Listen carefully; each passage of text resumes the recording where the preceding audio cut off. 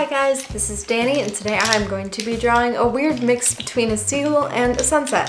So the colors I will be using are cream, light aqua, white, peacock blue, true blue, lemon yellow, yellow ochre, pale vermilion, aquamarine, Copenhagen blue, and colorless. So I hope you enjoy this video.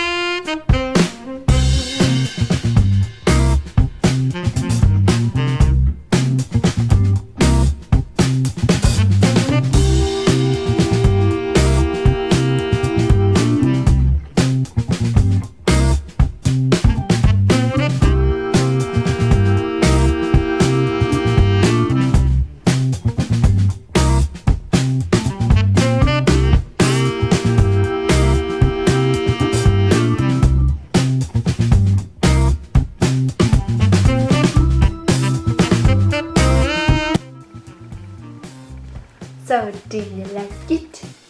It looks a bit strange, but in the end, it also looks good, so you know. So be sure to like the video if you liked it, and subscribe if you want to see more videos like this. Thanks for watching, guys, and I'll see you next week. Bye!